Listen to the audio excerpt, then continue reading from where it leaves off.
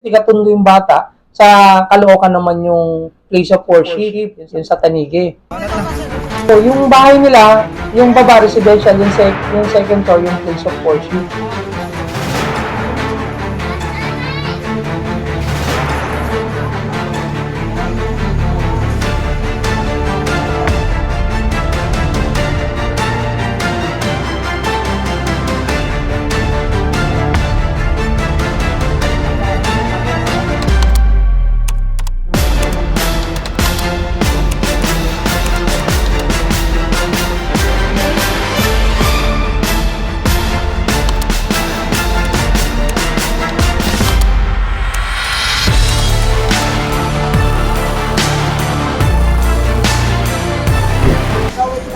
Namin sa visa ng warrant of arrest dahil nilabas ng Regional Trial Court Branch 124 ang Caloocan City sa mga kasong lascivious conduct, acts of lasciviousness at rape. Ikaw ay may karapatang manahimik. Lahat ng sasabihin mo ay maaaring abot o maging laban sa iyo. Sa lahat ng mga magiging kaya mo kang mga karapatan.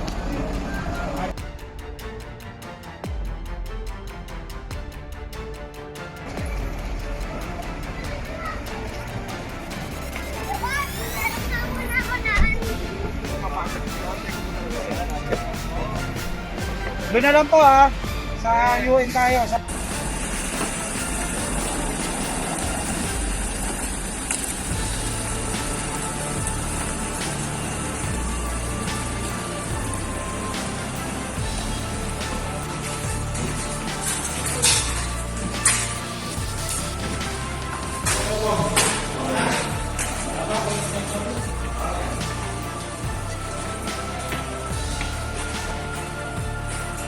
Naggawa tayo ng manhunt operation dito sa Caloocan, sa Tanigi. Dito against kay Michael Moreno na mayroong warrant of arrest na kasong lasciviousness, conduct, and act of lasciviousness and rape. So tatlong kaso in relation to 7610, considering na yung ating biktima rito ay minor de edad nung isinagawa niya ito. Dito, sir. Nung that time, yung nangyari yung sinabing mga kaso ay siya ay 15 years old pa. It was 2019 nung nangyari yung una yung lasciviousness conduct and act of lasciviousness hanggang sa later on nga na nagawa na yung pangahalay dito sa ating biktima. Sir, totoo po ba, sir, na ang suspect dito sa pastor? Oo, yun nga, no? Ito ay isang pastor dun sa isang church na hindi na natin babanggitin, no? So, nangyari nga ito, noong 2019, yung isang guro netong sinasabi natin biktima ay kalib-in netong sinasabing akusado na isang pastor. Nikayat siya na pumasok sa church nila at yun nga, nangyayari na habang nandun sila sa sambahan nila, habang may ginagawa itong babae, yung sinasabing kalibin yung guro, ay naiiwan itong pastor at saka itong biktima. Nagkaroon ng pagkakataon nila na hihipuan at later on nahalay itong ating biktima. Sir, kanina po, kaharap niyo po yung suspect. Ano po, sir, ang naging depensa nito, sir, tungkol sa kaso? So, ang sabi niya ay magkarelasyon sila nitong ating biktima. Kusa daw na kagustuhan ng bata. Ayun sa kanyang sabi, pero nung sa atin naman, nung interview natin naman yung biktima, sir, po. hindi niya alam na sinasabi parang may ginagamit, may pinapainom sa kanya, pagising niya na lang na parang may nangyari ng kakaiba sa kanya. At later on, kasi sinasabi ilang beses itong panghahalay. Hanggang sa kahit may malay tao na siya nun, ginagawan siya ng kahalayan nitong ating akusado. Sir,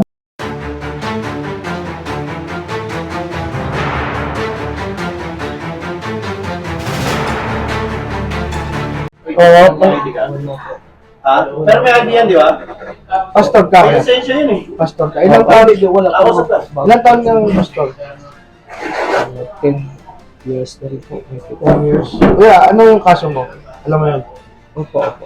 Ano yung kaso? Yun lang po. Yung po nila, yung rape. Kasi yung ako na service.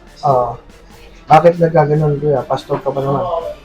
Ito po yun, ako po isang pastor. Pero ako po yung natukso rin po sa isang babae. Hindi po naman po talaga sinasadya. Tao lang din po naman. Kailangan mo Wala pa- po, wala po. Ha?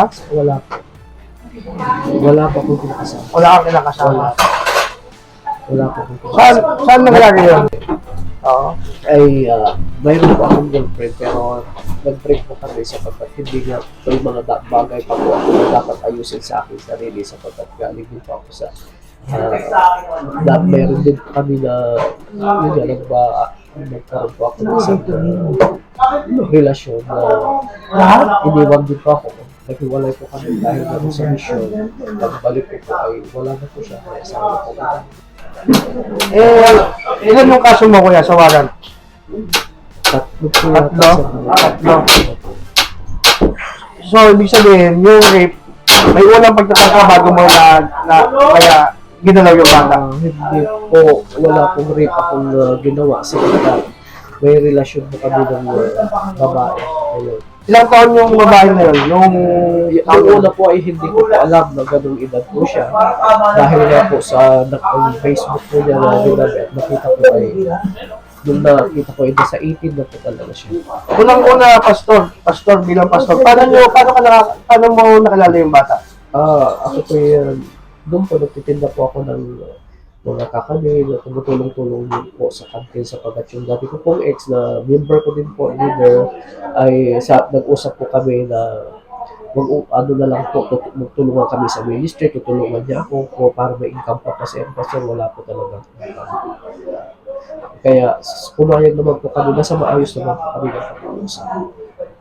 Kaya yun po, kaya habang nagtitinda po ako doon, pumupunta po siya. Anong tawag nyo yung ministry nyo? Mga po halos bata ang mga members. Opo, Ganun. hindi ko po alam kasi po ang mga nandun po talaga sa area po na iyon ay mga talagang young people po talaga. Young people. Mayroon din po mga matatanda. Usually pag babae. Batang babae. Opo, kasi mas mabilis po talaga sila na sila po talaga ang siyang na tawag dito yung pag tuturo kami ay sila po talaga yung mga tumutugon kasi sa mga magulang po talagang medyo alam niyo po medyo may matitigas na rin po ang kanilang mga puso, isip. So may mga magulang din po na malalambot na po ang talagang nagsusunod na sa Lord. Pero almost po talaga ay hindi ko rin po alam, kilos na rin po ng Lord na sila po ay dalhin itong mga kabataan na ito.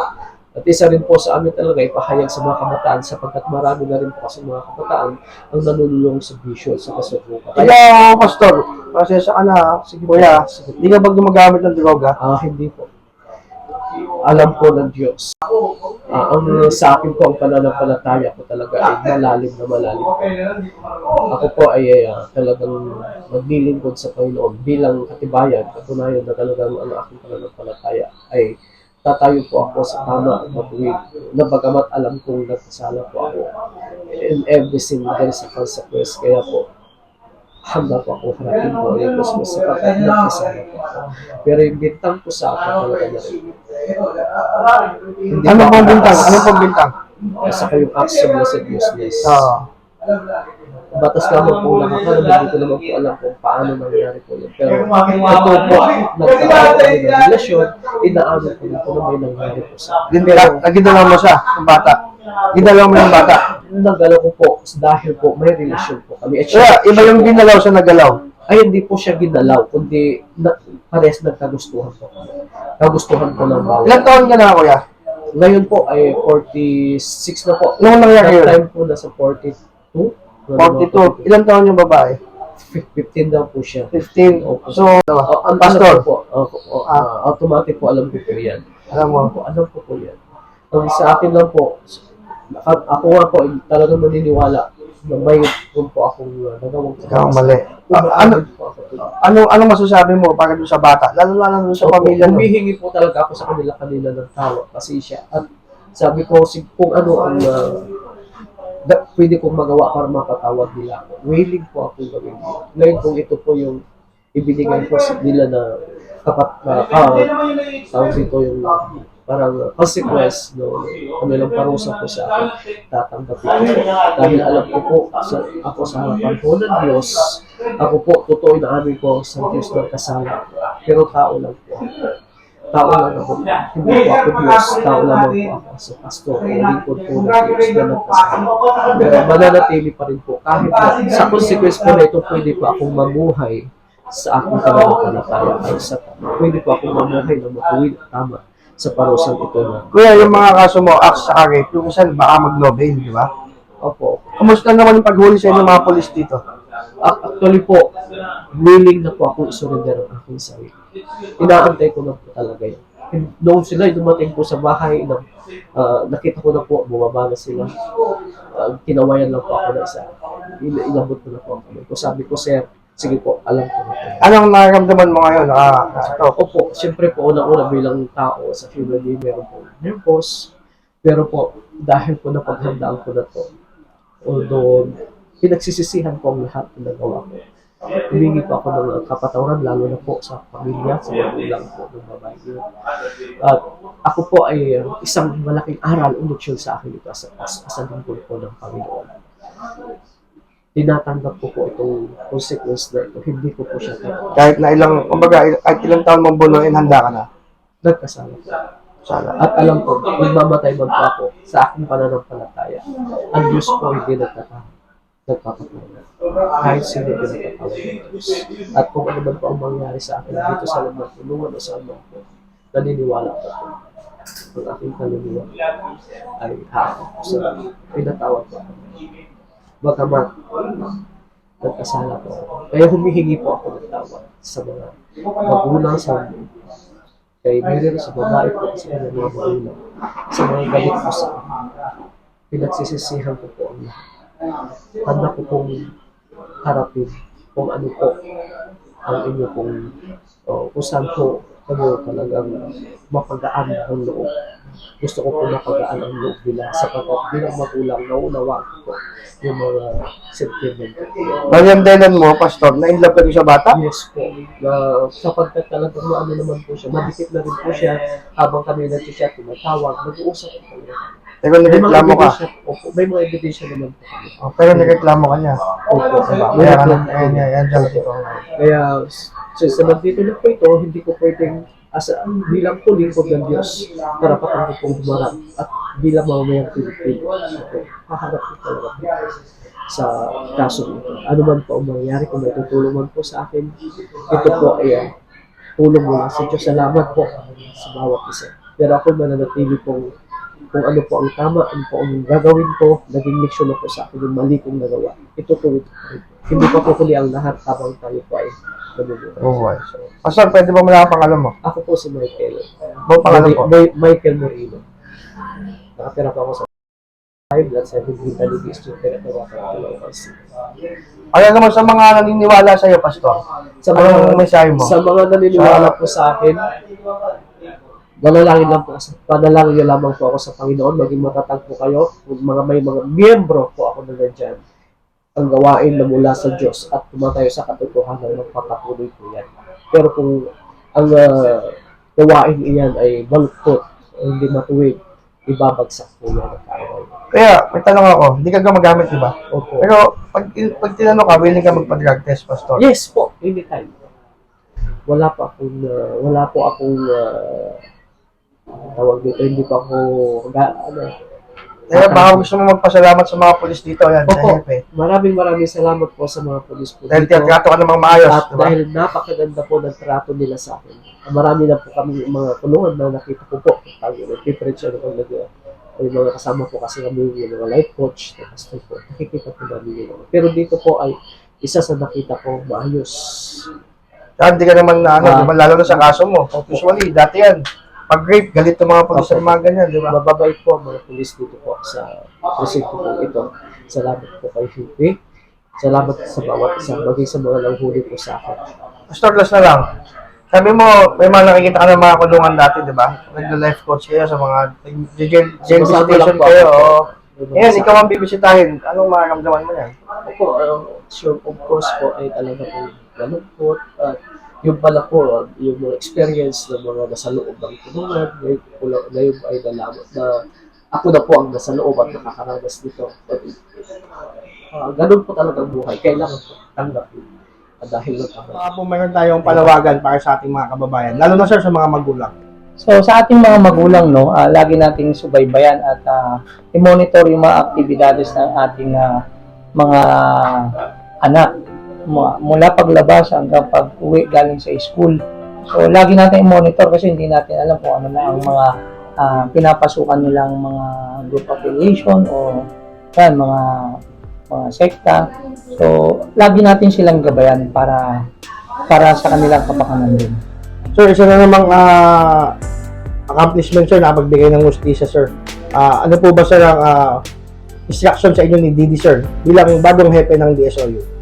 So sa atin naman yung pag-upo natin dito, humingi tayo ng guidance advice ni ang ating buting District Director na si Police Brigadier General Andre Dizon. Sabi niya, ituloy lang natin yung ating kampanya laban sa illegal na droga, sa anti-criminality campaign, at saka itong accomplishment natin sa most wanted and other wanted person.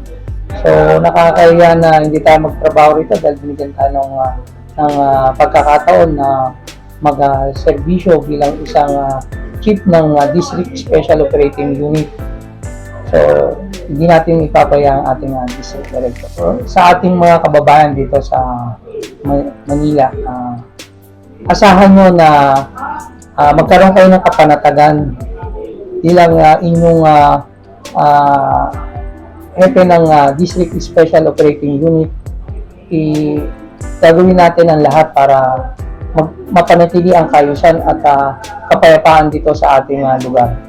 Sir, lastly, sir, full name and designation. Police Major Edward Samonte, Acting Chief DSOU. Thank you very much, sir. Salamat, sir.